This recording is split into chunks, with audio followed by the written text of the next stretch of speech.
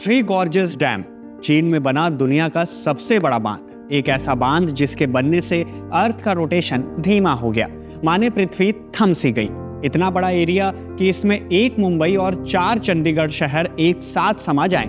लेकिन इससे भी मन न भरा तो अब चीन इससे भी बड़ा एक बांध बना रहा है। कहाँ बन रहा है? ब्रह्मपुत्र नदी पर, भारत की सीमा के पास, तिब्बत में, एक ऐसे इलाके में जिसे दुनिया में सबसे ज्यादा बिजली पैदा करने की क्षमता रखने वाले इलाकों में से एक माना जाता है। यहाँ ऐसा क्या खास है, ये भी बताएंगे। कितने पैसों में बन रहा है? इतने पैसे जितने में 385 स्टैचू ऑफ यूनिटी बन सकते हैं। क्यों बन रहा है, बताने के लिए चीन के पास 2 ही कारण हैं। पहला है हाइड्रो इलेक्ट्रिक पावर से बिजली बनाना, दूसरा है अपने मेनलैंड के इलाकों की पानी की जरूरतों को पूरा करना। कितनी बिजली?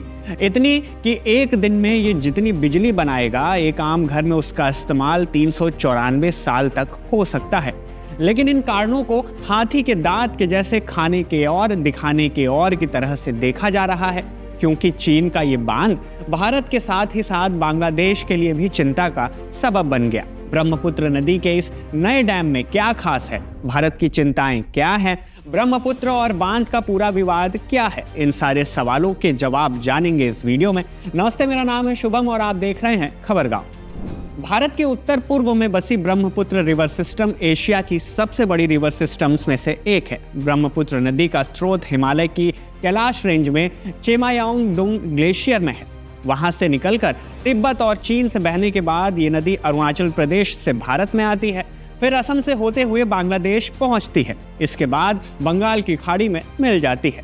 क्योंकि ये नदी 3 देशों की यात्रा करती है, तो हर देश में इसे अलग अलग नाम से भी जाना जाता है। तिब्बत और चीन में इसे सांगपो और यारलुंग जांगबो कहते हैं। भारत में ब्रह्मपुत्र और बांग्लादेश में तिस्ता के मिलने के बाद इसे जमुना के नाम से जाना जाता है, जो आगे चलकर पद्मा माने गंगा से मिलते हुए बंगाल की खाड़ी में चली जाती है। अरुणाचल प्रदेश में जहां ये नदी भारत की सीमा में आती है, वहां इसे दिहांग के नाम से भी जाना जाता है। उद्गम से अंत तक इस नदी की कुल लंबाई 2900 किलोमीटर है, लेकिन भारत की सीमा में इसकी लंबाई केवल 916 किलोमीटर की है। इस नदी को लेकर बीते कई सालों में एक चर्चा जो जुड़ी है चीन से। दरअसल दुनिया की दूसरी सबसे बड़ी अर्थव्यवस्था वाला देश चीन एक एनर्जी हंग्री कंट्री है, माने एक ऐसा देश जिसे अपनी अर्थव्यवस्था, उद्योग, परिवहन, घर और बुनियादी ढांचों को चलाने के लिए बहुत ज्यादा ऊर्जा की जरूरत होती है। चूंकि चीन ने 2060 तक कार्बन न्यूट्रल, मतलब जहां कार्बन उत्सर्जन को पूरी तरह से खत्म या संतुलित किया जाए, बनने का लक्ष्य रखा है, इसलिए चीन कोयले पर निर्भरता को कम करना चाहता है और हाइड्रो इलेक्ट्रिक पावर यानी कि जल विद्युत ऊर्जा का ज्यादा से ज्यादा इस्तेमाल करना चाहता है।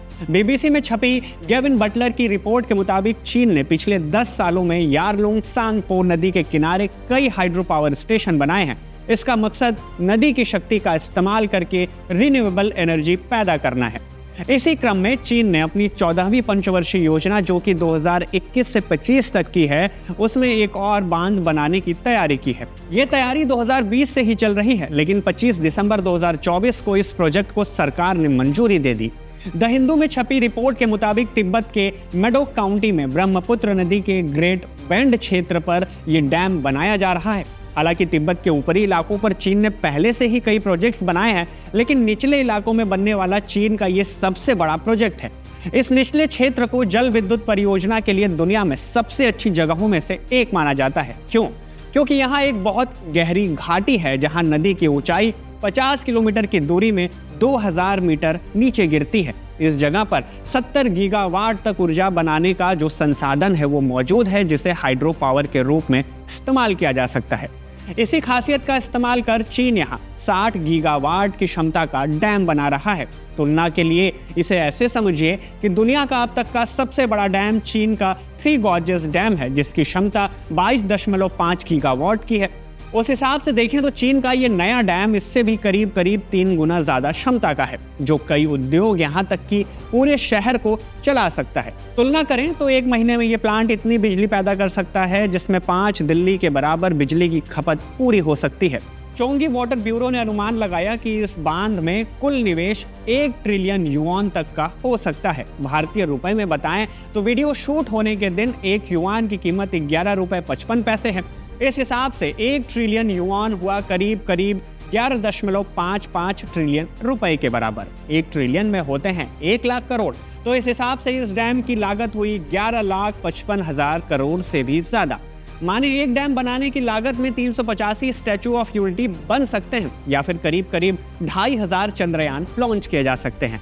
कहने का मतलब ये कि चीन का ये प्रोजेक्ट दुनिया के किसी भी इंफ्रास्ट्रक्चर में सबसे बड़ा प्रोजेक्ट है। अब जैसा कि हमने बताया कि ये बांध कैपेसिटी के आधार पर चीन के 3 गॉर्जियस डैम से भी बड़ा होगा, तो 3 गॉर्जियस डैम वही डैम है जिसे लेकर नासा ने चाइना को चेतावनी दी है। कैसी चेतावनी?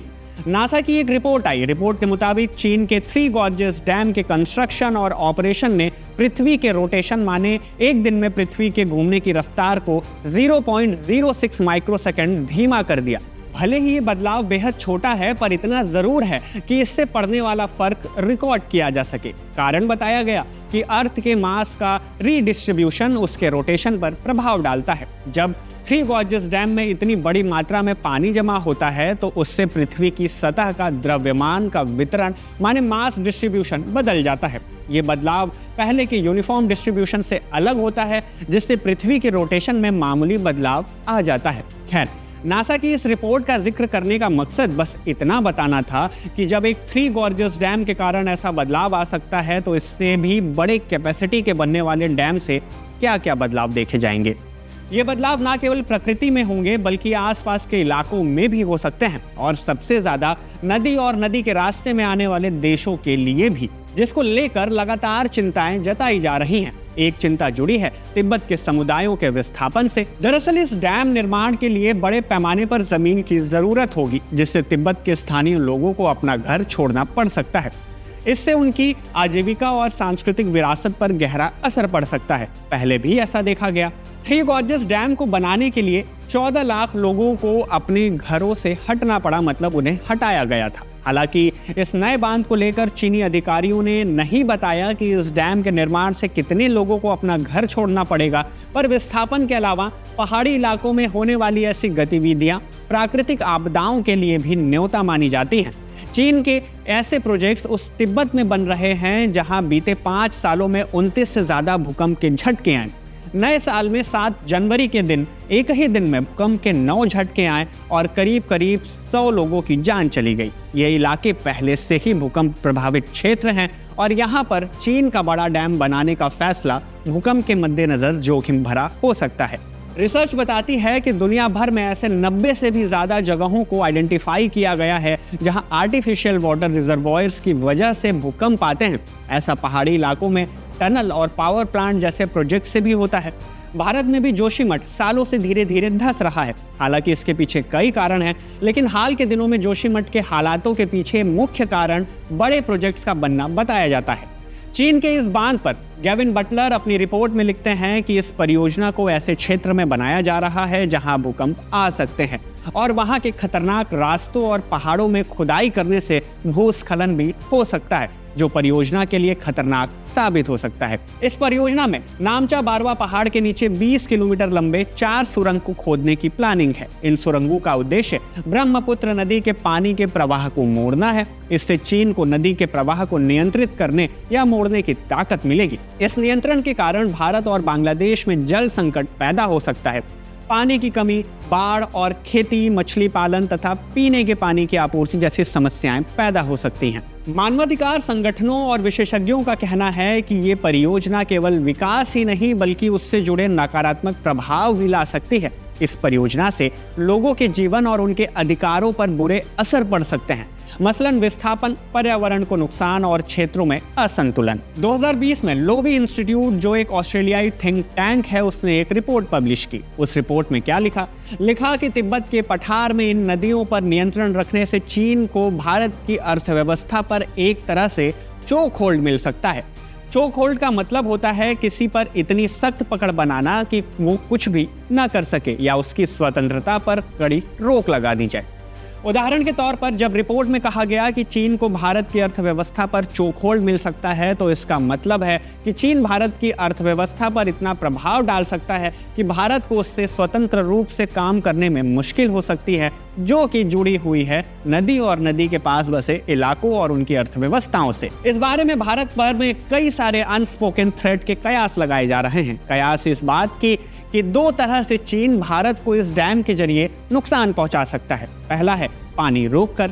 कई रिपोर्ट्स और नेताओं के बयान में इस बात की चिंता जताई गई कि अगर चीन ने इस बांध के जरिए ब्रह्मपुत्र नदी का पानी रोक दिया तो ऐसी स्थिति में भारत के नॉर्थ ईस्ट के राज्यों में पानी का संकट पैदा हो सकता है। ऐसा ही बांग्लादेश के साथ भी हो सकता है।